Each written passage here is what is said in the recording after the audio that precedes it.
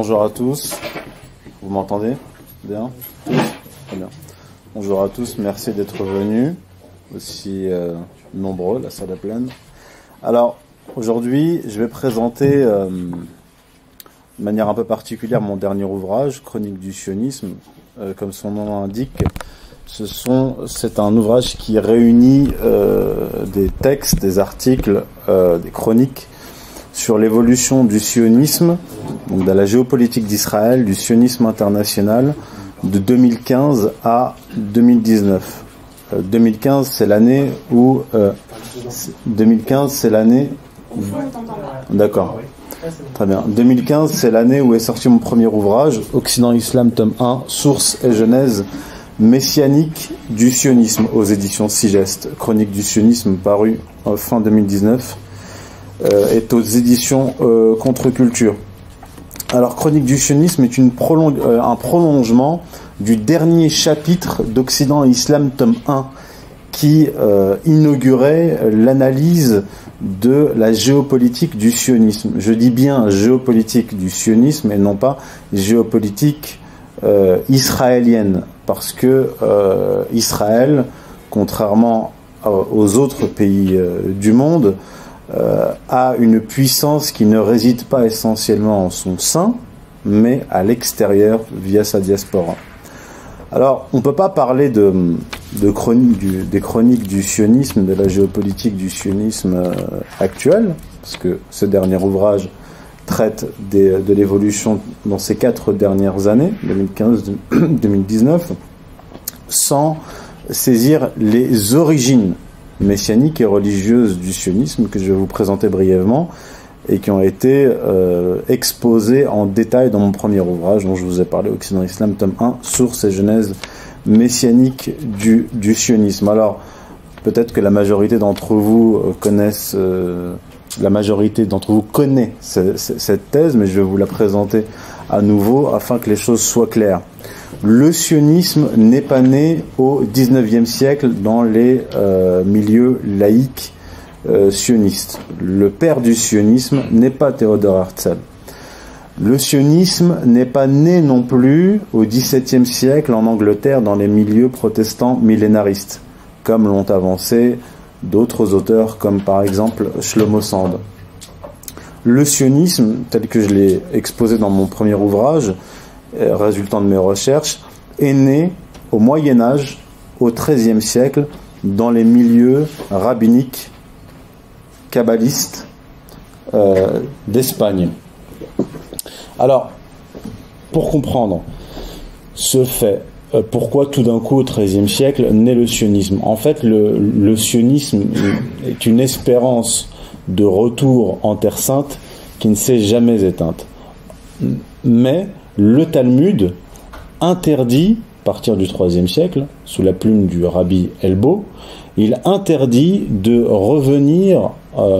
il interdit aux Juifs de revenir en Terre Sainte en un mur. Il leur interdit aussi d'essayer d'accélérer les temps messianiques, de hâter les temps messianiques, et il leur interdit de révéler aux nations les secrets de la fin des temps.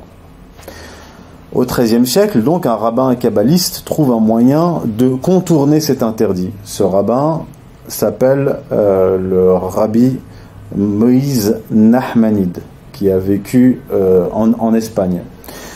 Alors, je ne vais pas ici rentrer dans les détails, mais Moïse Nachmanide dit qu'il est possible au peuple juif dater la venue du Messie, donc des temps messianiques, par une piété exacerbée. Et il explique qu'on reconnaîtra le Messie ainsi. Il viendra, donc le Messie, auprès du pape et libérera le peuple juif. Donc il le libérera de l'exil, c'est-à-dire qu'il contraindra le pape, c'est-à-dire celui qui est détenteur de la puissance spirituelle et donc de la puissance du pouvoir temporel en Europe, de rapatrier le peuple juif en Terre Sainte. Moïse Nachmanide va faire naître des vocations. Là, on est en 1263.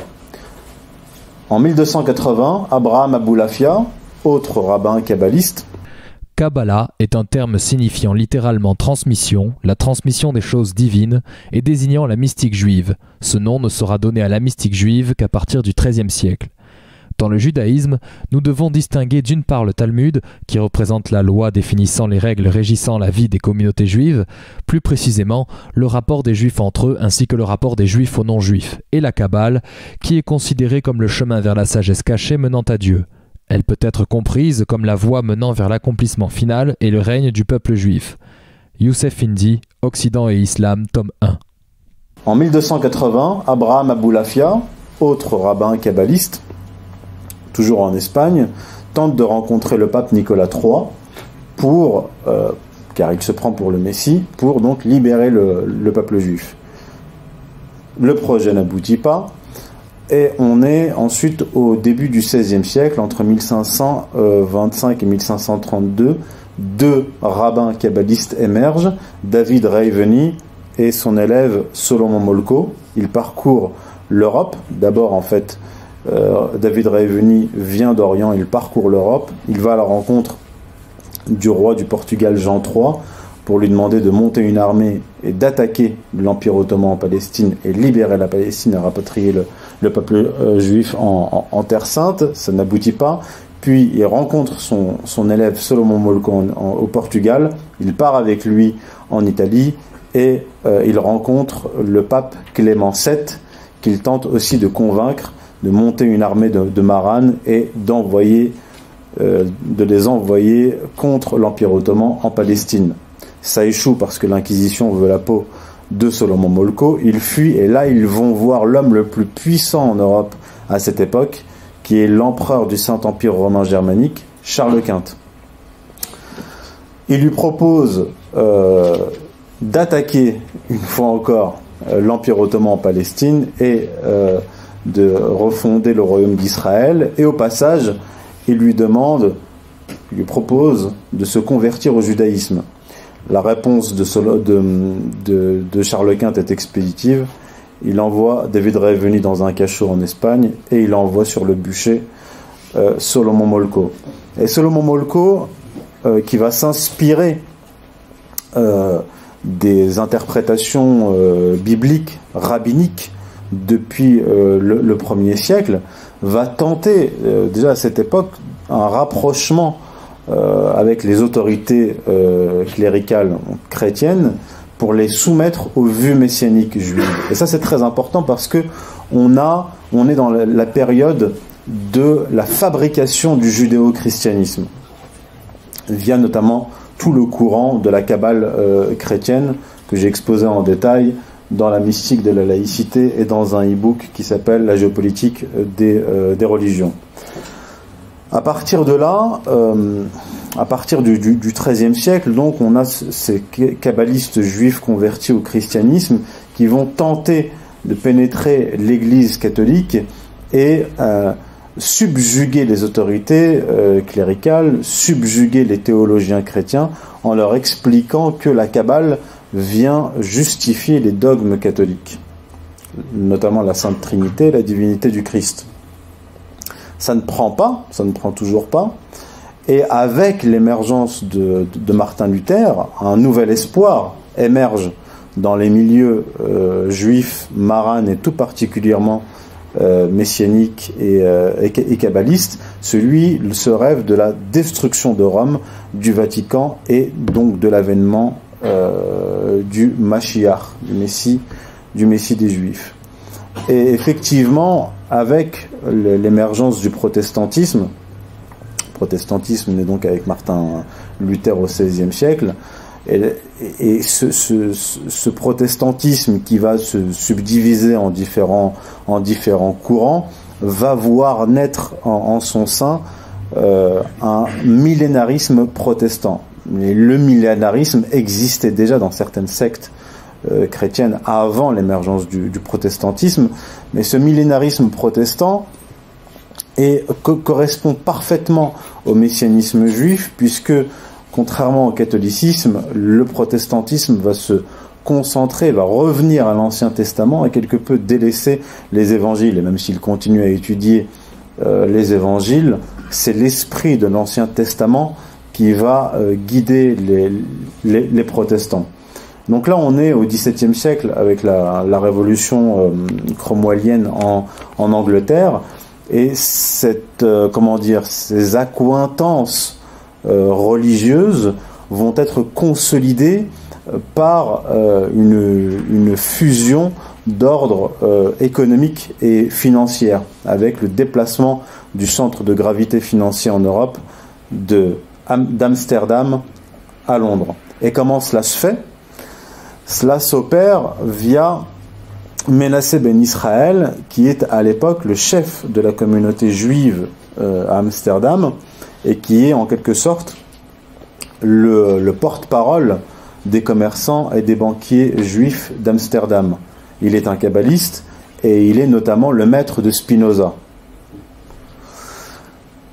Menassé ben Israël va entrer en contact avec Cromwell, qui vient de décapiter le roi en Angleterre, et qui vient de parachever sa révolution, et il va lui demander d'autoriser les Juifs, la communauté juive, à retourner en Angleterre, dont ils avaient été officiellement chassés en 1290. Ils avaient été chassés officiellement en 1290, mais demeuraient en Angleterre des Juifs maranes qui continuaient à commercer notamment avec leurs frères en Hollande. Donc là, on a un déplacement du centre de gravité économique de l'Europe continentale à l'Angleterre. Et on a la fondation du premier Commonwealth, qui est la première marche vers l'établissement d'un empire international, l'empire britannique. D'ailleurs, peu de temps après leur retour en Angleterre, c'est eux qui, donc, notamment un financier juif, va installer le nouveau roi en Angleterre dans les années 1680, Guillaume III si ma mémoire est bonne, et ils vont détenir très rapidement un tiers de la Compagnie des Indes orientales. Et pourquoi est-ce que je vous parle de ce judéo-christianisme? Parce que il est fondamental dans la compréhension de la géopolitique actuelle, notamment la géopolitique des États-Unis. La première phase, la première étape de domination du monde occidental, comme je vous l'ai exposé brièvement, était sa domination sur le plan spirituel. Détruire le christianisme et parallèlement soumettre le christianisme, la papauté, aux vues messianiques juives. C'est-à-dire créer un judéo-christianisme. Mais le judéo-christianisme, dont on entend parler régulièrement aujourd'hui à la télévision, n'est pas une mise à égalité du christianisme et du judaïsme. Le judéo-christianisme, ça implique la soumission du christianisme au judaïsme, et pas autre chose. Aux États-Unis, la chose est entendue et elle est acceptée parce que vous avez tout ce courant millénariste et évangélique qui existait au XVIIe siècle en Angleterre et qui a migré, si je puis dire, sur le continent américain, avec ceux qui ont mis les pieds en Amérique et qui se sont considérés, eux, comme le peuple de Josué, et l'Amérique comme la Terre Sainte à conquérir, et les indigènes, les Indiens, comme étant les Cananéens à massacrer, tel que c'est rapporté, ou plutôt mythifié, l'arrivée des Hébreux à Canaan, mythifié dans le livre de Josué, le livre qui suit le Deutéronome, c'est-à-dire la Torah. Donc ces évangéliques, qui sont au nombre de 90-95 millions aux États-Unis, sont porteurs de ce messianisme juif, en réalité.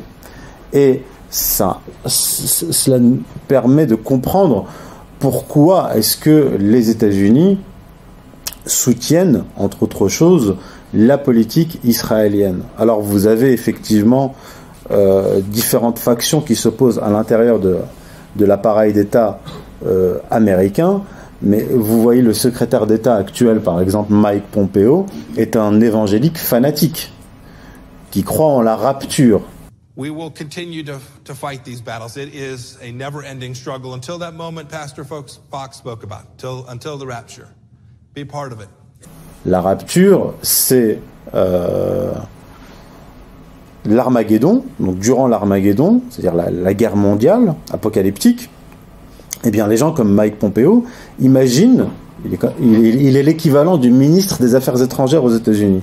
Il imagine que lui et les siens vont être transportés sur un balcon et qu'ils vont voir cet Armageddon de haut et qu'ils seront protégés et lorsque l'Armageddon sera terminé, ils redescendront sur Terre.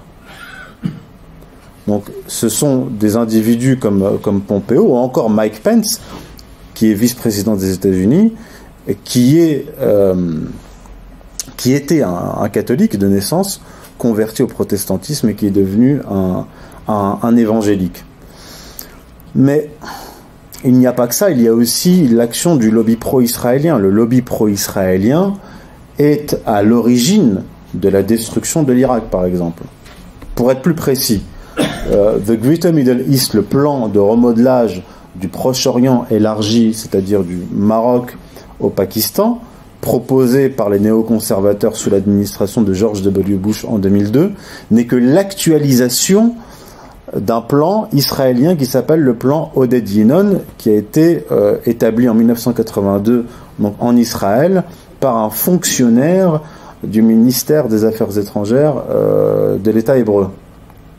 Ce projet consistait à détruire, à morceler les pays musulmans, donc du Maroc au Pakistan, sur des bases ethno-confessionnelles. Tout conflit à l'intérieur du monde arabe nous est bénéfique à court terme et précipite le moment où l'Irak se divisera en fonction de ses communautés religieuses comme la Syrie et le Liban. Oded Yinon, dans la revue Kivunim de février 1982. Dans quel but ? Dans le but d'établir un empire israélien régional. Le titre exact, c'est la stratégie pour Israël dans les années 80. Ça a été traduit de l'hébreu à l'anglais par Israël Shahak, et vous pouvez en trouver une version française éditée par les éditions Sigest en 2015. Donc, ce Oded Yinon expliquait qu'il fallait faire éclater les pays musulmans, notamment proches d'Israël, la Syrie, l'Irak, sur des bases ethno-confessionnelles. Et c'est ce qui s'est passé, en fait, à partir du 11 septembre 2001, lorsque les États-Unis sont partis en guerre contre le monde musulman. Ils l'ont fait sous l'impulsion des dirigeants israéliens et du lobby pro-israélien. Absolument pas pour le pétrole, et absolument pas à la suite d'un lobbying des sociétés pétrolières américaines. Donc vous connaissez l'histoire, destruction de l'Irak, destruction à partir de 2011 de la Libye, de la Syrie, mais voilà, il y a eu quelques petits accros. L'entrée en scène de la Russie à partir d'octobre 2015 dans le conflit en Syrie a mis un arrêt net au projet israélien. Parce que le printemps arabe est ce qu'on a appelé l'hiver terroriste, c'est-à-dire l'échec du printemps arabe a poussé les pays occidentaux et l'État hébreu à financer, avec l'Arabie Saoudite et le Qatar, comme vous le savez, à financer et à armer des groupes terroristes pour terminer ce qu'avait commencé le printemps arabe, à savoir faire éclater les pays voisins d'Israël pour faire sauter les verrous qui empêchaient l'expansion territoriale d'Israël du Nil à l'Euphrate. Petite parenthèse, dans les mémoires de Théodore Herzl, volume 2, page 711, il est clairement écrit que le projet israélien, déjà on est au début du XXe siècle, est d'établir des frontières du Nil à l'Euphrate, des frontières bibliques qu'on retrouve dans la Torah, dans la Genèse. Donc j'en étais à l'intervention russe qui a mis un coup d'arrêt à l'expansion terroriste bien sûr soutenue et armée par les Occidentaux et les Israéliens, et là ça a changé la donne, parce que il s'est passé deux choses. D'abord, l'élection de Donald Trump. L'élection de Donald Trump, qu'est-ce qu'elle signifie? Elle signifiait à l'époque, en 2016, que les États-Unis avaient le choix entre deux voies. La première voie, continuer dans leur course, c'est-à-dire un système de libre-échange sur le plan économique et d'impérialisme sur le plan géopolitique et diplomatique. Or, sur le plan matériel, les États-Unis étaient et sont à bout de souffle. C'est ce qu'avait mis en exergue Donald Trump lors de sa campagne. Hillary Clinton, elle, voulait poursuivre cette politique. Je rappelle que le projet politique et géopolitique d'Hillary Clinton, c'était on fait la guerre à la Russie et on rase l'Iran. Ça veut dire une troisième guerre mondiale. Donald Trump, lui, proposait un protectionnisme économique couplé à un recentrage, c'est-à-dire dans le langage, dans la tradition américaine, un isolationnisme. Plutôt revenir à la doctrine Monroe, c'est-à-dire on ne s'occupe pas de l'Europe, mais on s'occupe de la chasse gardée états-unienne, à savoir l'Amérique du Nord et l'Amérique du Sud. C'est ce qu'a essayé de mettre en place, c'est la politique qu'essaye de mener en gros Donald Trump. Mais comme je l'ai exposé dans Chronique du sionisme, comme je l'ai expliqué, là, il y a une sorte de dichotomie dans la politique de Donald Trump et qui rendait incompréhensible sa politique et son discours. On voyait une incohérence, et on voit toujours une incohérence permanente entre son discours et ses actions. Et même ces différentes actions dans le temps, parfois même sur le court terme, étaient en contradiction. La contradiction, elle est simple à comprendre. C'est l'opposition entre la politique que veut mener Trump et une partie de l'entourage de Trump, qui est silencieux, mais vous avez des gens au Pentagone et à la Maison-Blanche qui se sont par exemple opposés en 2007-2009 à une guerre contre l'Iran. Lorsque le lobby pro-israélien poussait les États-Unis vers une guerre contre l'Iran, des généraux américains menaçaient de démissionner en cas de guerre contre l'Iran. Là encore, l'année dernière, lorsqu'il y a eu la crise des pétroliers et du drone américain abattu par les Iraniens, on a vu à nouveau cette opposition éclater.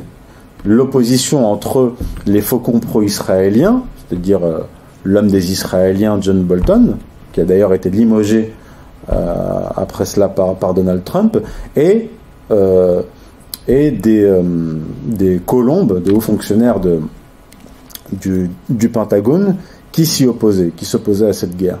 Donc Donald Trump, qui est un président américain, c'est-à-dire un président extrêmement faible, si on le compare au président de la République française ou au président de la Fédération de Russie, un président américain est un chef d'État faible, avec peu de pouvoir et peu de levier.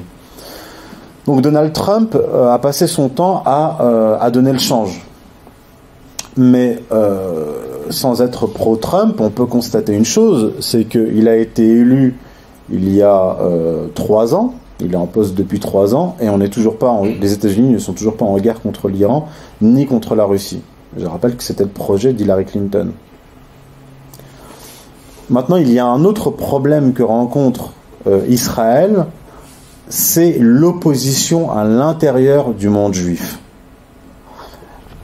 Le monde juif est opposé, et plutôt, on va distinguer le monde juif, il y a plusieurs catégories, mais en 2 grandes catégories, c'est-à-dire les sionistes fanatiques religieux qui ont pris le pouvoir aujourd'hui en Israël, et qui sont en Israël pour la plupart, et d'autres à l'extérieur d'Israël, et la Gola, c'est-à-dire la diaspora juive qui soutient de l'extérieur Israël. Je vais vous donner un exemple concret. Ronald Lauder, qui est le président du Congrès juif mondial, est celui qui a financé toute la carrière de Benjamin Netanyahou. Netanyahou serait rien sans Lauder. Et il se trouve que Lauder a publié 2 textes en 2018 dans le New York Times, mettant en accusation Netanyahou, sa politique et les religieux qui ont pris le pouvoir en Israël. En le soumettant aux pressions d'une minorité en Israël, l'État juif aliène une grande partie du peuple juif. Ronald Lauder, dans le New York Times du 18 mars 2018.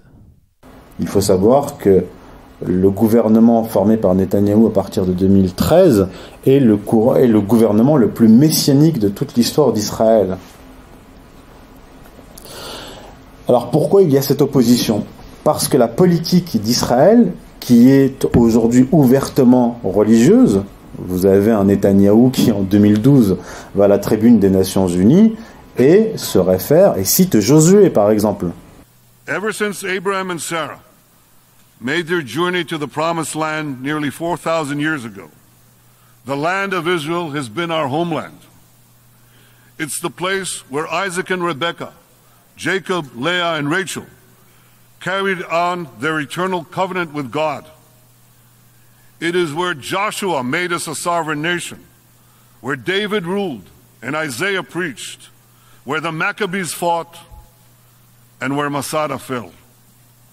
It's the place from which we were exiled and to which we returned, rebuilding our ancient and eternal capital, Jerusalem.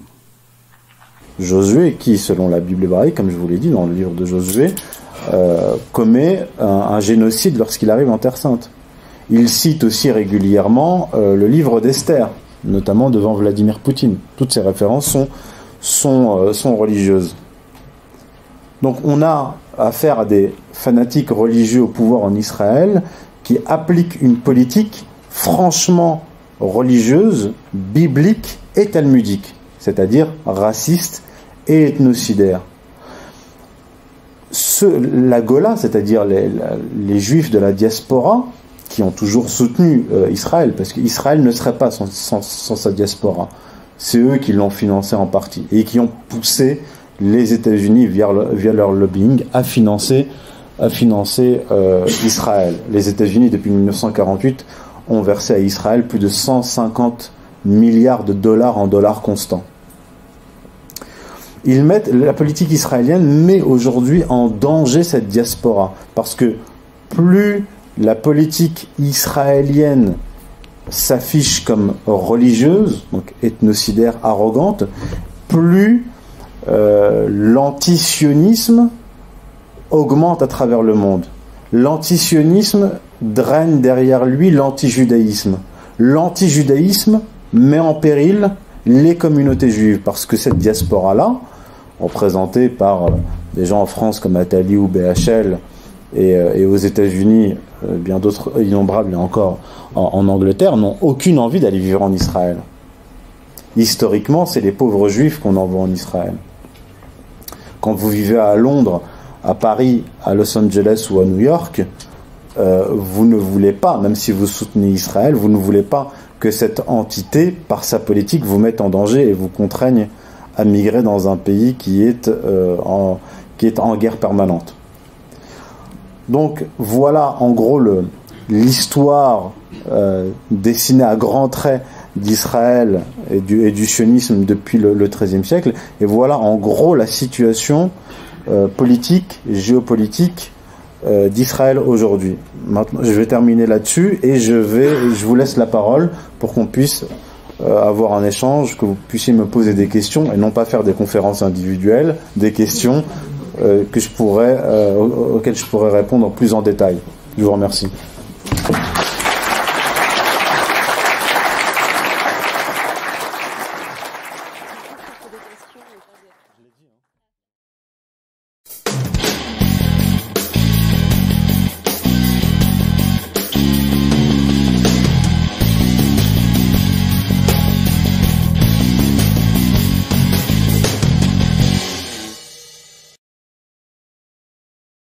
Conférence de Youssef Indy à Toulouse le 15 février 2020. Chronique du sionisme, partie 2, question du public. Pourquoi, au sein du monde musulman, est-ce le sunnisme qui collabore au sionisme ? Ouais. Alors j'ai quand même longuement écrit là-dessus. Pour comprendre ce phénomène, il faut revenir à la Première Guerre mondiale et au soutien apporté par les Britanniques aux Saouds durant la Première Guerre mondiale et au lendemain de la Première Guerre mondiale. Les Saouds ne sont pas les saoudo-wahhabites ne sont pas sunnites à proprement parler. Au XVIIIe siècle, les savants d'Arabie, d'Irak, puis au XIXe siècle, les savants du Maghreb ont unanimement condamné le père du wahhabisme qui est Mohammed ibn Abdul Wahhab. Il y a eu ce qu'on appelle dans le droit musulman un ijma', c'est-à-dire un consensus pour désigner le wahhabisme comme étant non musulman. Et Mohammed ibn Abdul Wahhab, comme n'étant pas un mujtahid, c'est-à-dire il ne maîtrisait pas les sciences nécessaires pour faire de lui un interprète du Coran, et il a été notamment traité par son propre frère, Sulayman ibn Abdul Wahhab, par ses anciens maîtres qui l'ont formé comme étant un hérétique et un faux prophète qui d'ailleurs a, au XVIIIe siècle, établi une alliance avec les Saouds et parti en guerre contre les musulmans dans le reste de la péninsule arabique pour les soumettre à sa nouvelle doctrine, qui est le wahhabisme. Donc quand on dit que, c'est vrai qu'aujourd'hui on dit beaucoup le sunnisme est sionisto-compatible, non, il faut être plus précis, c'est le wahhabisme qui est sionisto-compatible et qui a été mis au pouvoir par les Britanniques. À partir de 1932, en 1932 est établi le royaume d'Arabie saoudite, c'est-à-dire que l'Arabie devient la propriété de la tribu des Saouds et les lieux saints, Al-Haramain, c'est-à-dire les deux lieux sacrés, Médine et la Mecque, sont sous contrôle des Saoudo-Wahhabites, et ils n'ont le contrôle de l'Arabie et des lieux saints que parce que la Grande-Bretagne leur a donné ce pouvoir, les a aidés. Et les États-Unis ont pris le relais à partir de 1945, lorsque le pacte de Quincy a été conclu entre Franklin Delano Roosevelt, président des États-Unis, et Ibn Aziz Ibn Saoud. Donc, et à partir de là, on a eu déjà à partir des années 20 une propagande pour diffuser le wahhabisme dans le monde arabe, mais à partir des années 60 ont été financés des instituts internationaux avec l'argent des Saouds pour diffuser la doctrine wahhabite à travers le monde. Et en 2016, il y a eu une conférence à Grozny réunissant plus de 200 ulémas et mouftis à travers le monde musulman, condamnant le wahhabisme et l'excluant de l'islam. Alors beaucoup ont dit c'est une opération russe, mais en réalité, moi j'avais écrit un article 1 an avant cette conférence internationale en rappelant les condamnations des savants musulmans du XVIIIe siècle, en finissant sur le droit musulman en disant là on a un ijma', c'est-à-dire un consensus. On a eu un consensus au XVIIIe siècle condamnant et excluant l'islam et le wahhabisme de l'islam. Et ce qu'il faut savoir, c'est que lorsqu'il y a un ijma' entre plusieurs savants dans une zone géographique des 4 écoles différentes, on est dans l'histoire du monde musulman dans un des ijma' les plus consensuels entre guillemets de toute l'histoire du monde musulman depuis les compagnons. Et un ijma' fait force de loi. À partir du moment où il y a eu un consensus entre les savants pour émettre cette loi religieuse, on ne peut pas revenir dessus. Elle fait force de loi. Donc ce qu'ont fait les ulémas à Grozny en 2016, ce n'est pas une nouveauté, ce n'est pas une innovation. Ils n'ont fait que revenir au jugement des savants du XVIIIe siècle et du XIXe siècle. Voilà, j'espère avoir répondu à votre question. Quelle place occupe la France dans cet échiquier messianique ? Alors là, c'est une vaste question que que j'ai traité en détail dans un ouvrage qui s'appelle La mystique de la laïcité. Et pour comprendre la place de la France dans ce projet messianique, il faut revenir, comme je l'ai fait dans cet ouvrage, paru en 2017, revenir à la Révolution française et à l'influence de certains courants messianiques pas sur la Révolution française en elle-même, mais sur la religion qui va être recherchée par les révolutionnaires dès le lendemain de la Révolution et qui va être construite tout au long du XIXe siècle. Et je précise d'ailleurs au passage, j'en profite pour rappeler que fin 2018, Éric Zemmour, invité à l'école de Marion Maréchal Le Pen, reprend la thèse dans mon ouvrage, La mystique de la laïcité, en parlant de projets messianiques dans la Révolution française. Puis Alain Finkielkraut, il y a quelques mois, revient là-dessus en parlant de judéo-républicanisme, reprenant là encore la thèse de mon ouvrage, mais sans le citer, un ouvrage qui est sorti en février 2017. Donc là, je ne vais pas rentrer dans les détails ici, ça nous éloignerait du sujet, mais j'invite les gens à lire cet ouvrage, dont le titre complet est « La mystique de la laïcité, généalogie de la religion républicaine, de Junius Frey à Vincent Payon ». D'ailleurs, j'ai écouté une interview récente de Vincent Payon sur France Culture qui disait qu'il est en train de préparer un livre sur le judéo-républicanisme. Voilà. Quid de la déclaration Balfour adressée au lord Lionel Walter Rothschild en 1917?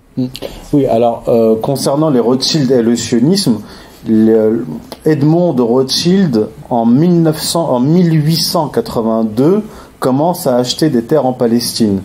Et on a les premiers émigrés juifs qui s'installent en Palestine à cette époque-là, donc avant Theodor Herzl, avant le Congrès sioniste mondial, en 1882, sous le nom des Amants de Sion. Maintenant, concernant la Première Guerre mondiale, je l'ai traité en détail dans Occident Islam tome 1, et j'expliquais par ailleurs que lorsque, en 1916, les Britanniques étaient en train de perdre la guerre face aux Allemands, les sionistes sont intervenus. Ils sont allés voir les dirigeants britanniques et leur ont proposé un deal. Le deal était le suivant.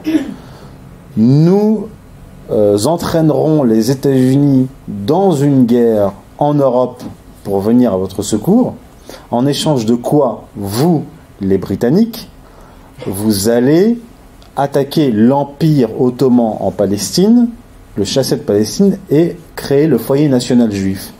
C'est précisément ce qu'avaient voulu faire Solomon Molko et David Reeveni entre 1525 et 1532, lorsqu'ils ont demandé au roi du Portugal Jean III, au pape Clément VII et à l'empereur Charles Quint d'attaquer l'Empire ottoman en Palestine, le chasser et refonder le royaume d'Israël. Donc 4 siècles plus tard, vous avez les sionistes qui vont voir les Britanniques et qui leur proposent précisément ce que Solomon Molko et David Reeveni avaient proposé aux puissances européennes à l'époque. J'avais écrit ça dans un livre, donc dans mon livre en 2015. Depuis, Pierre Hillard a publié un livre qui s'appelle Atlas du mondialisme, dans lequel il rapporte le document du Foreign Office, prouvant qu'une délégation sioniste est allée à la rencontre des dirigeants britanniques et qu'ils ont passé ce deal, confirmant donc ce que j'avançais en 2015. Donc effectivement, les Rothschild sont activement impliqués dans la fondation du foyer national juif et ils sont aussi à l'origine de l'entrée en guerre des États-Unis en Europe durant la Première Guerre mondiale. Parallèlement à l'affaire Mila, le projet sioniste devrait être aussi critiquable que l'islam en tant que projet religieux. Pourquoi n'est-ce pas le cas en pratique? En fait, il y a plusieurs choses. Il y a la critique de la religion. On nous dit qu'on a le droit de critiquer la religion, enfin la religion catholique et la religion musulmane.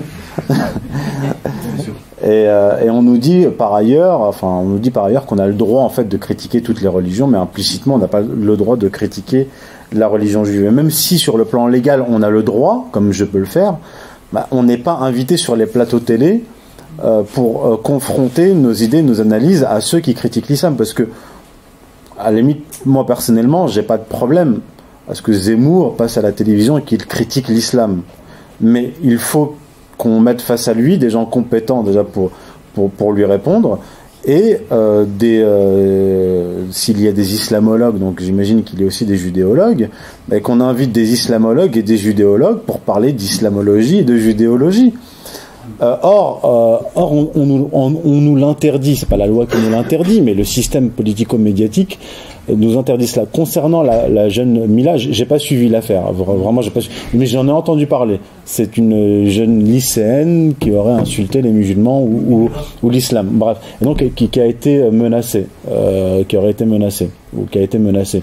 En fait, ce qu'il faut dire, c'est que c'est à cause de gens comme Finkielkraut, Zemmour, etc., que des gamins qui n'ont pas la formation, etc., et en plus de ça, qui ont accès aux médias via YouTube, racontent n'importe quoi et se mettent en danger. C'est-à-dire on nous parle de cette jeune fille totalement inconnue qui reçoit des menaces de mort. J'ai pas entendu, moi, de menaces de mort envoyées à Éric Zemmour, à Alain Finkielkraut, alors que Éric Zemmour, on le voit du matin au soir à la télévision, et lui ne serait pas menacé de mort, mais la gamine de 17 ans, je trouve ça assez étrange. Et en fait, ceux qui sont responsables de la mise en danger de cette gamine ou d'autres, ce sont à la fois les Zemmour, etc., et ceux qui leur donnent la parole. Donc c'est cela qu'il faut juger en premier lieu. Enfin, quand je dis juger, je parle pas de tribunaux, là je parlerai plutôt dans le futur de tribunaux populaires. Voilà. Oui, je veux dire, le sionisme en tant que projet messianique religieux, je veux dire, quand j'ai sorti mon premier ouvrage, j'étais le seul à avancer cette thèse. D'autres l'avaient avancé avant moi, mais sans avoir les éléments, comme par exemple Douglas Reed, mais lui, il renvoyait à une origine talmudique du sionisme. À l'époque, il n'avait pas connaissance des travaux sur la Kabbale et sur le messianisme juif. Donc, il a eu la bonne intuition, mais il n'avait pas les éléments pour aller au bout des recherches. Mais en tout cas, dans l'époque contemporaine, à ma connaissance, je suis le premier à avoir avancé cette thèse des origines religieuses. Par conséquent, je veux dire, il faut un certain temps pour qu'une nouvelle thèse avancée soit admise. On ne peut pas aujourd'hui dire aux gens, oui, admettez que le sionisme est un projet religieux et que la critique du sionisme doit être autorisée puisque le sionisme découle directement du judaïsme. Là, on parle de processus qui sont sur la longue durée. Il faut prendre un peu de hauteur et se rendre compte que la thèse que j'ai avancée sur les origines messianiques du sionisme date de 2015, on est en 2020. Il faudra certainement attendre que je sois mort, ou peut-être que je vivrai suffisamment longtemps pour que l'entité sioniste disparaisse, donc on n'en parlera plus, voilà. L'islam est-il une menace pour la chrétienté ? Alors, j'ai répondu à ces questions-là dans un livre entier de 220 pages qui s'appelle « Les mythes fondateurs du choc des civilisations » ou « Comment l'islam est devenu l'ennemi de l'Occident ». Alors en fait, c'est des slogans. On nous dit l'islam a massacré des chrétiens par milliers, l'islam est un projet politique conquérant, etc. Si vous prenez l'histoire de l'islam depuis les origines, je ne parle pas seulement de l'islam en tant que religion, mais je parle de l'islam temporel en tant que royaume au pluriel et empire au pluriel. Vous constaterez qu'il y a eu des alliances avec des puissances chrétiennes. Vous avez même des alliances entre des royaumes musulmans et chrétiens contre d'autres royaumes musulmans et vice-versa, même durant la Reconquista. Lorsque le premier empire musulman est établi, c'est-à-dire sous les Omeyyades, le ministre qui dirige à la fois les finances et l'armée est un chrétien. les gouverneurs, par exemple, le gouverneur d'Alep, était un chrétien. Ceux qui tenaient les métiers de la banque étaient des juifs et des chrétiens, dans le premier empire musulman. Vous retrouvez le même phénomène chez les Abbassides. Maintenant, si vous prenez si vous prenez l'histoire du christianisme comme l'histoire de l'islam, sur le plan temporel, je ne parle pas de la religion, de la spiritualité, vous avez au début du christianisme une religion minoritaire persécutée. Vous avez en Arabie, au début de l'islam, une religion minoritaire persécutée par les païens. Puis vous avez, avec Constantin, l'officialisation de la religion, de la religion chrétienne et la religion qui va devenir, le christianisme qui va devenir la religion officielle de l'Empire. Vous allez avoir avec Théodose Ier en 391 un empereur chrétien romain qui va s'en prendre violemment aux païens, et d'ailleurs qui va être peut-être le premier iconoclaste. Est-ce que vous allez attribuer au massacre commis par Théodose Ier la responsabilité au christianisme? Non. Ce que je dis, c'est qu'il faut bien distinguer religion spirituelle et religion temporelle. L'islam n'a pas de projet de domination universelle. Si vous lisez le Coran, à aucun moment vous n'allez trouver, comme dans la Bible hébraïque, si tu obéis au commandement de Dieu, tu domineras bien des nations, tu prêteras de nombreuses nations et tu n'emprunteras pas, tu régneras. Non, vous avez plutôt des passages qui vont vous dire, si Dieu l'avait voulu, il aurait fait de vous une communauté unique. Si Dieu l'avait voulu, l'humanité entière aurait cru. Mais toi, il s'adresse au prophète, mais toi, peux-tu les contraindre à croire? De plus, si vous prenez l'histoire de l'islam, tout de suite avec les Omeyyades, bon, déjà, même sous le prophète, avant que le prophète ne meure, il conclut des pactes de protection vis-à-vis des juifs et des chrétiens, qui les autorisent à continuer à pratiquer leur religion, même à la marge de l'Empire byzantin. Mieux que ça encore, les sectes jacobites, c'est-à-dire monophysites, qui étaient persécutées par les Byzantins au Proche-Orient, en Syrie, et les Coptes, qui étaient miaphysites en Égypte, accueillent les musulmans pour les débarrasser des Byzantins. Parce que les Byzantins, qui étaient orthodoxes, voulaient soumettre toutes les sectes chrétiennes à la doctrine, au pouvoir byzantin orthodoxe. Plus encore, les Omeyyades ont illégalement augmenté les taxes des non-musulmans, la jizya, au-dessus de la taxe des musulmans. Normalement, la zakat, qui est la taxe que doivent reverser les musulmans, est supérieure à la jizya. La jizya, c'est une taxe de protection. Et augmentant cette taxe, la dernière chose que voulaient les Omeyyades, c'était que les chrétiens se convertissent à l'islam. Parce que conversion à l'islam signifiait réduction des revenus de l'État.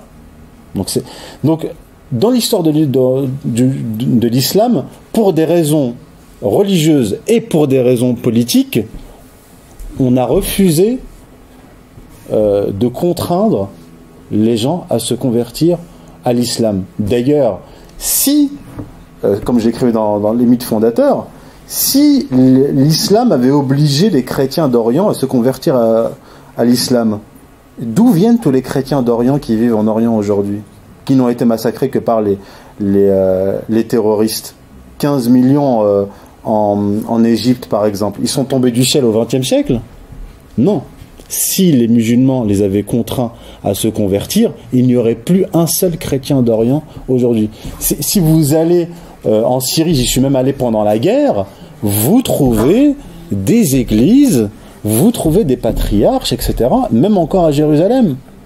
Et ils ont toujours vécu sous la protection des musulmans. Le parti Baas n'existe, parce qu'on nous dit oui, c'est les régimes laïques arabes. Mais je veux dire, les régimes laïques arabes sont apparus au XXe siècle. C'est pas eux qui ont fabriqué les chrétiens. Donc je vais pas aller plus loin parce que ça nous emmènerait trop loin. Voilà. Les mosquées en France sont-elles au fait du consensus des savants de l'islam concernant le wahhabisme? Qu'en est-il du Maghreb sur cette question? Oui, alors c'est ce dont je parlais tout à l'heure. Il y a eu une géopolitique du wahhabisme à partir des années 60 où les Saoudiens d'abord ont commencé à financer donc des institutions internationales, des chaires universitaires et aussi des organismes qui ont construit des mosquées. Donc ils ont investi de l'argent dans la construction de mosquées en Europe. Quand vous mettez de l'argent pour construire un bâtiment, là notamment une mosquée, vous en avez le contrôle.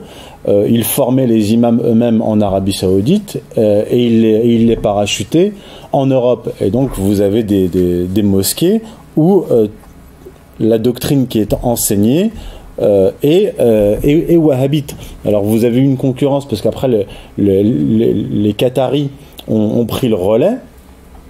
En finançant massivement des mosquées, des centres islamiques en Europe, mais le Qatar est aussi issu du wahhabisme. Mais la question qu'on doit se poser, c'est comment se fait-il que ces pétrodollars sont déversés sur les mosquées européennes? C'est bien qu'il y a un accord avec les hommes politiques européens. Il y a un livre de plusieurs livres, hein, mais notamment de Georges Malbruno et de Christian Chesneau, sur le financement des mosquées en Europe, et qui expliquait que les dirigeants, notamment les hommes politiques français, députés et ministres, recevaient de gros cadeaux de la part de l'ambassade du Qatar en France. Des Rolex à 6 000 euros, à plusieurs dizaines de milliers d'euros. Il y avait même des ministres qui appelaient l'ambassade pour refaire leur salle de bain, etc. Donc en fait, vous avez des hommes politiques totalement corrompus qui sont arrosés par les pétromonarchies pour les autoriser à diffuser le wahhabisme en Europe. Et donc à pervertir non seulement les musulmans deuxième, troisième génération, mais aussi les musulmans européens convertis à l'islam.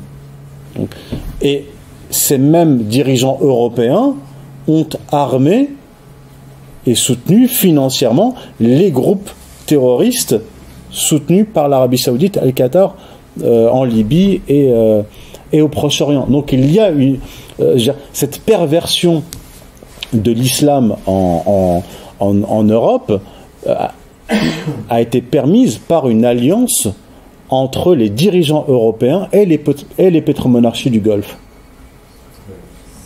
Mais en fait, ça a toujours existé. Les puissances étrangères qui prennent le contrôle de minorités religieuses pour déstabiliser un pays, ça a toujours existé.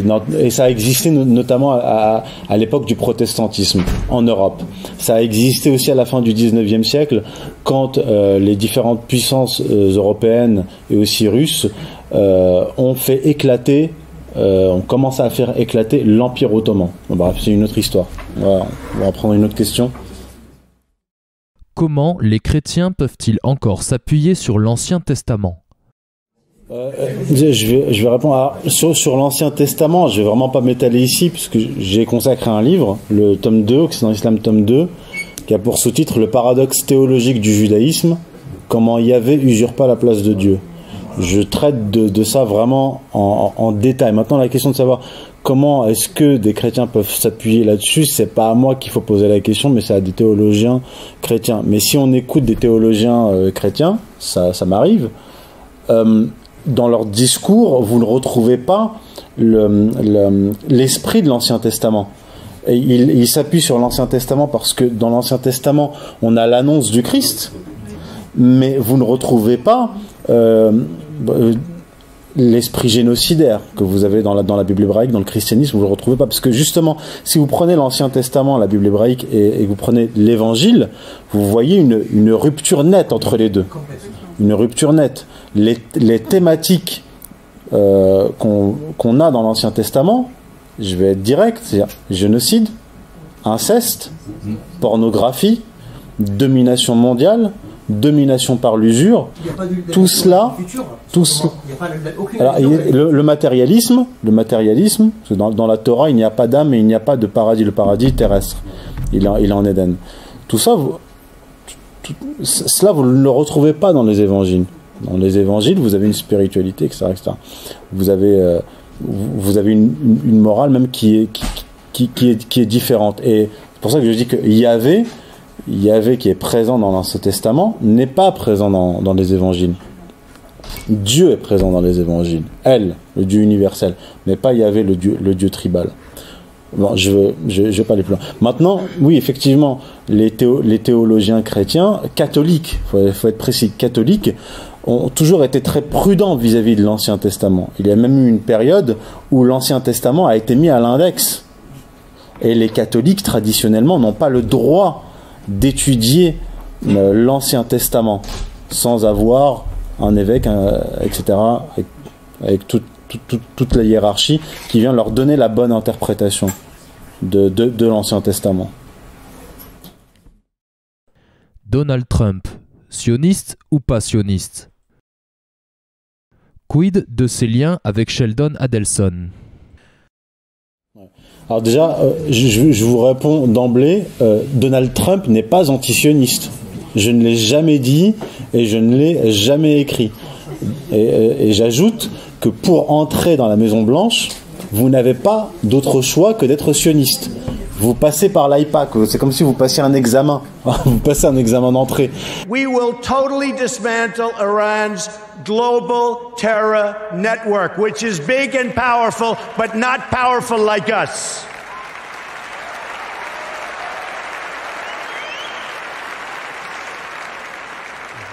Iran has seeded terror groups all over the world. During the last 5 years, Iran has perpetuated terror attacks in 25 different countries on 5 continents. Et le professeur, c'est l'AIPAC. Donc, je m'oppose à la fois à ceux qui nous disent que Donald Trump est un antisioniste, comme je m'oppose à ceux qui nous disent Donald Trump est un sioniste fanatique. Donald Trump est un président américain. Un président américain est sioniste d'emblée. Voilà. Première chose. C'est le lobby pro-israélien américain. Le lobby pro-israélien le plus puissant aux États-Unis. Maintenant concernant Sheldon Adelson, j'ai écrit sur lui. Alors d'abord pour la salle, qui est Sheldon Adelson? Sheldon Adelson, c'est le roi du casino aux États-Unis, qui est juif ukrainien d'origine, qui est proche de Netanyahou, qui est un ami proche de Netanyahou et de sa femme, et qui est le plus gros donateur pour le parti républicain. Pas seulement Trump, pour le parti républicain, c'est le principal donateur.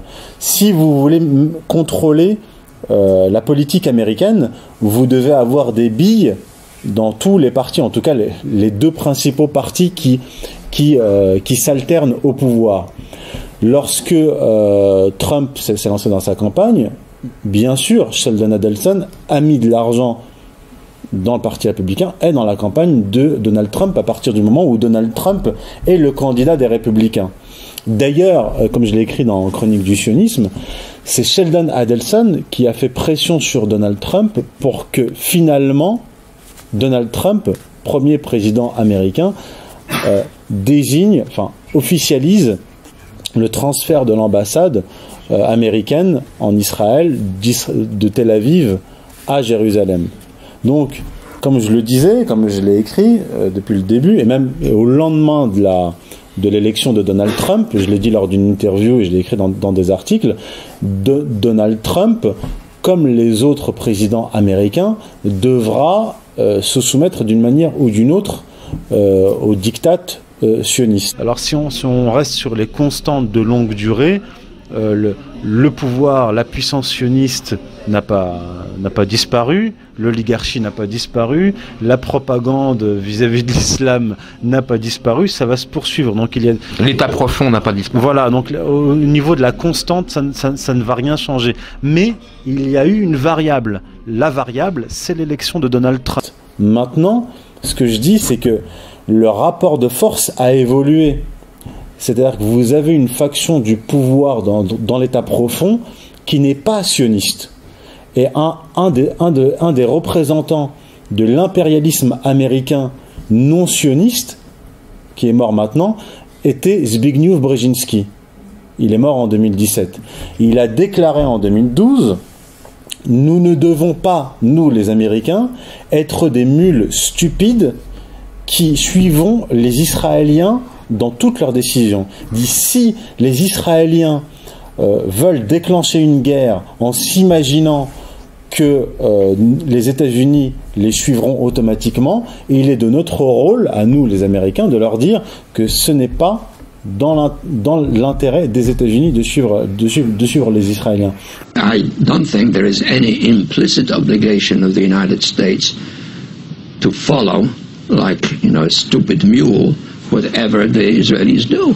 If they decide to start a war, simply on the assumption that we'll automatically be drawn into it, I think it is the obligation of friendship to say, well, you're not going to be making national decisions for us. Donc il y a ces deux tendances qui s'opposent, disons impérialiste américain, mais aussi isolationniste américain, et faucon américain pro-israélien. Mais ça existe. Et si Donald Trump peut de temps en temps mener une politique, je dirais pas équilibrée, mais pas fanatiquement sioniste, c'est parce qu'il y a ce pouvoir-là américain qui refuse d'aller dans une guerre contre l'Iran. Parce que les dirigeants américains, surtout les militaires, tout comme certains militaires israéliens, qui sont des gens rationnels, savent très bien qu'une guerre contre l'Iran implique une guerre contre la Russie et implique la fin des États-Unis. Or, les Israéliens, ce qu'ils veulent, c'est entraîner les États-Unis dans cette guerre et la fin des États-Unis, comme ils ont entraîné l'Empire britannique dans une guerre contre l'Empire ottoman et dans un mandat qui les a épuisés sur le plan matériel et économique. Voilà. Donc, pour résumer, je n'ai jamais dit, je n'ai jamais écrit que Donald Trump était un anti-sioniste. Je dis que Donald Trump est arrivé au pouvoir parce qu'il a tenu un discours isolationniste sur le plan géopolitique et protectionniste sur le plan économique, et qu'il a une assise à l'intérieur de l'État profond. C'est ce qui lui permet une certaine marge de manœuvre.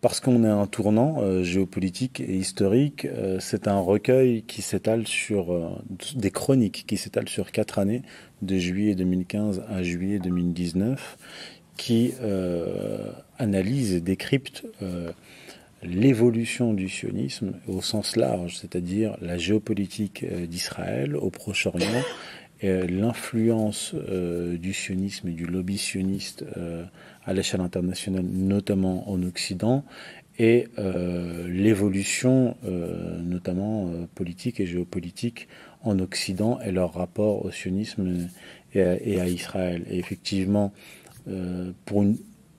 effectivement, on est à un tournant, et je voulais publier ces chroniques. Pourquoi ? Parce qu'elles constituent un prolongement du dernier chapitre de mon ouvrage qui s'appelle Occident Islam tome 1, sources et genèse messianique du sionisme, un ouvrage qui se terminait sur un chapitre concernant, analysant, décryptant la géopolitique du sionisme. Et donc je me devais d'actualiser ce travail d'analyse sur la géopolitique du sionisme à l'international.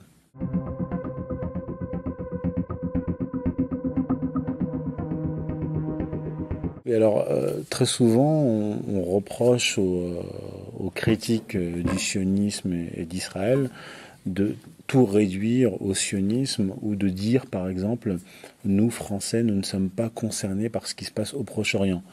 Ce que j'explique depuis plusieurs années, notamment dans le tome 1, et là, plus en profondeur sur le plan géopolitique, c'est que le sionisme n'est pas seulement un projet de rapatriement du peuple juif en Terre Sainte. C'est un projet religieux, messianique, qui a des ramifications internationales. L'influence de l'État d'Israël, la puissance plutôt de l'État d'Israël ne réside pas en son sein dans l'État hébreu, mais dans les pays occidentaux où réside la diaspora juive qui, historiquement, a soutenu, notamment financièrement, le foyer national juif, donc sa création, et l'État d'Israël, mais également, via le lobby pro-israélien, exerce une influence sur les politiques des États-Unis et des pays européens en faveur d'Israël, et éloignant les pays occidentaux, là notamment la France, de ses intérêts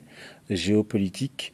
Et on l'a vu notamment depuis l'arrivée de Sarkozy au pouvoir, un tournant néoconservateur de la politique française qui a causé des dizaines, des centaines de milliers de morts, notamment en Libye, la mort de soldats français et des centaines de millions d'euros ponctionnés dans les portefeuilles du contribuable français. Donc ça a un impact très réel, très concret, et qui met en danger la France, notamment avec l'augmentation des attentats terroristes, parce que l'alliance avec Israël est un package complet. S'allier à Israël, c'est aussi s'allier aux pétromonarchies du Golfe, alliés d'Israël, qui financent et qui arment, surtout financent, l'armement c'est plutôt les Occidentaux, les groupes terroristes qui ensuite se retournent contre les populations européennes.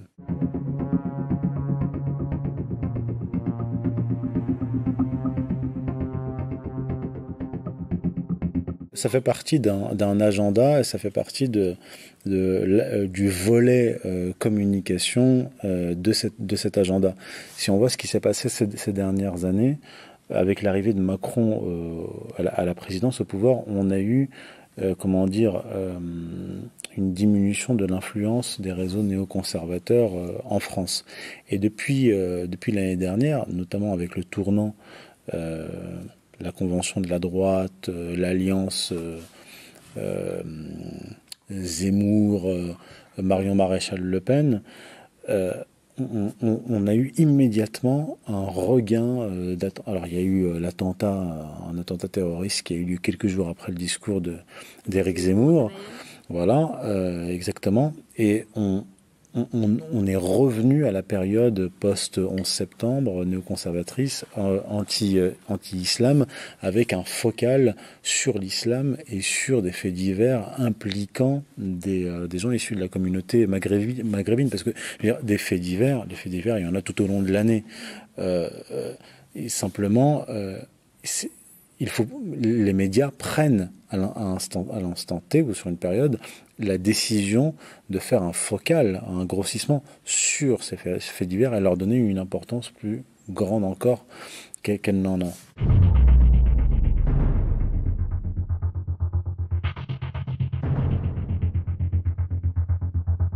Oui, alors les tensions, elles existent et ça permet d'exacerber ces tensions qui existent, qu'il ne faut pas nier, et ça permet aussi de justifier cette alliance israélo-française, judéo-droitière, avec les sorties d'Éric Zemmour, ou encore d'Alain Finkielkraut, qui reprend la thèse d'un de mes livres, La mystique de la laïcité, et qui parle de judéo-républicanisme, etc. Et essayer, en fait, par un discours un discours qui réécrit l'histoire, essayer de rattacher la France traditionnellement catholique au judaïsme, tout comme les États-Unis et l'Angleterre sont rattachés par l'évangélisme au judaïsme, le judéo-protestantisme. Et la France ne connaît pas cette tradition-là, elle ne l'a jamais connue, et ils sont en train de la fabriquer de toutes pièces en s'appuyant sur une stratégie aussi vieille que le livre d'Esther, ce que j'explique dans Occident Islam tome 2, qui s'appelle la violence par tir interposé. C'est-à-dire qu'ils ne peuvent justifier une alliance temporaire, leurs alliances sont toujours temporaires, que par la désignation d'un ennemi, d'un adversaire commun. Je veux dire, aujourd'hui, c'est l'islam, mais s'il y avait une population chinoise plus importante, ou si l'ennemi d'Israël avait été un pays bouddhiste, eh bien, on aurait eu une alliance judéo-chrétienne contre une minorité bouddhiste. Ils n'ont pas une haine intrinsèque envers l'islam. Pour eux, l'islam est un outil, un abcès de fixation qui leur permet cette alliance avec la droite conservatrice, qu'on peut appeler plutôt néoconservatrice, sachant que le néoconservatisme américain, le noyau dur du néoconservatisme américain est juif.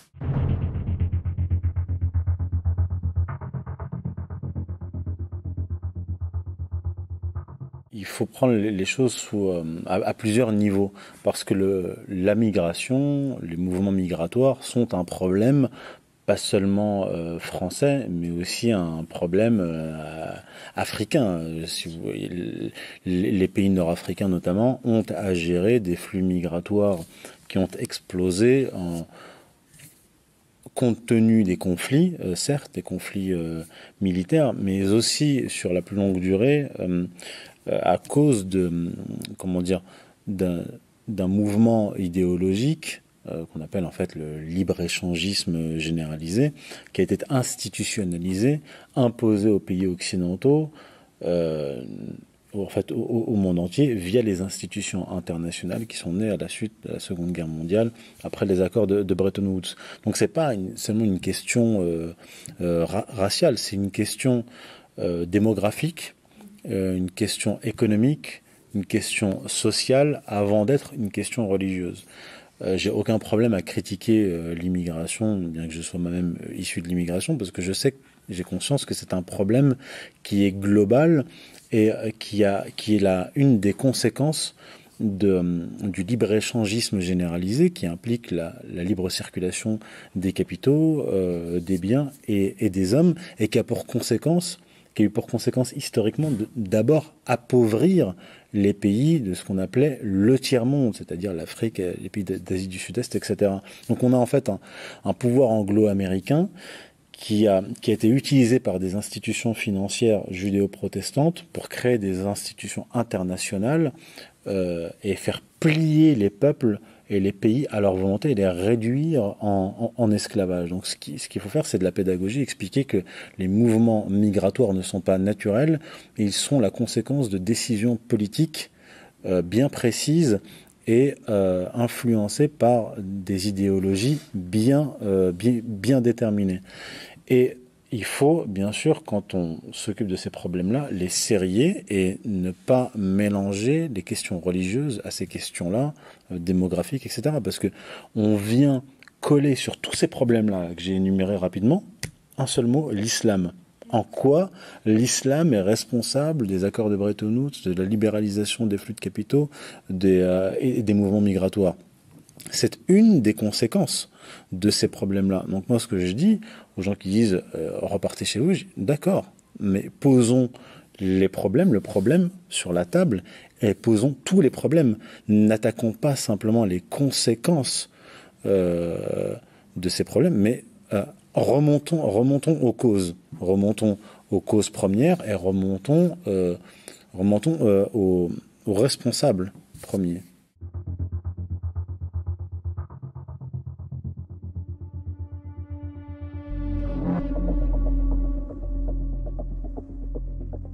Alors, je pense qu'il a échoué pour des raisons d'organisation, parce que celui avec qui il s'était associé, Michael Modrikamen, était un individu peu fiable, qui était un Belge, qui se faisait passer pour un Juif, et c'est lui en fait qui a créé The Movement. Bannon n'en était que la vitrine. Par contre, alors, son projet à Bannon a échoué, mais le projet continue, puisque là récemment, on a eu une conférence internationale, européenne des nationalistes en Italie, organisée par qui? Par un philosophe israélien, et était invité Marion Maréchal Le Pen.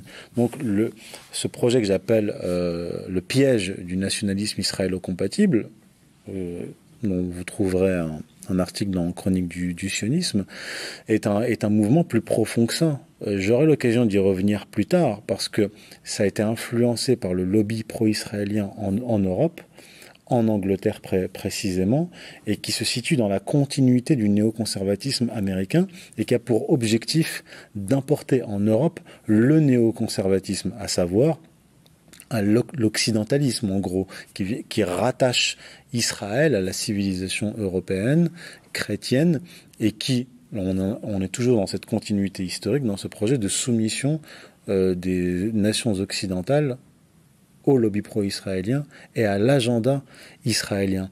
Donc Steve Bannon a échoué, mais faut se souvenir que Steve Bannon est un Irlandais. Donc du point de vue du lobby pro-israélien de gauche, c'est-à-dire l'Anti-Defamation League aux États-Unis, Steve Bannon est un antisémite qui a été adoubé par le lobby pro-israélien de droite, comme Sheldon Adelson. Même Sheldon Adelson a pris ses distances avec Bannon. Donc maintenant, ils en sont arrivés à faire le travail eux-mêmes, c'est-à-dire aller chercher un philosophe israélien qui a écrit un livre récemment où il essaye, une fois de plus, d'opérer la synthèse entre la nation européenne, la nation moderne européenne, et l'influence supposée du judaïsme de la Bible hébraïque sur la naissance des nations européennes. Donc en fait, il fait du Zemmour à l'échelle continentale. Et c'est lui qui a organisé cette conférence internationale à laquelle a participé Marion Maréchal Le Pen. Donc ça continue. Il faut voir que Steve Bannon n'était qu'un épisode, et que ce projet d'alliance judéo-chrétienne à l'échelle européenne remonte à loin. Et pour ce qui est de ce lobbying bien précis, j'aurai l'occasion d'y revenir.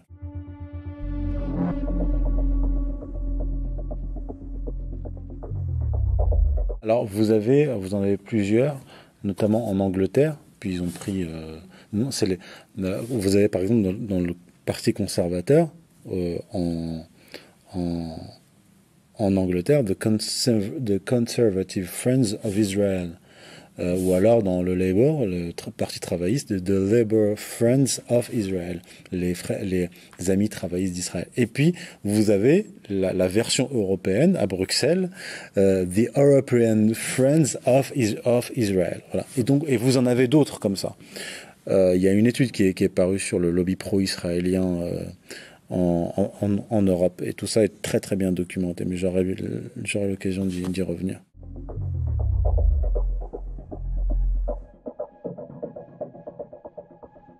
Oui, alors je vais sur le site d'Égalité et Réconciliation, et même plus que ça, j'alimente pas mal le site d'Égalité et Réconciliation en articles venant notamment d'Israël, etc. Donc il reçoit beaucoup des articles que vous voyez sur la revue de presse sont envoyés par votre serviteur à la rédaction de R, donc je participe activement. Voilà.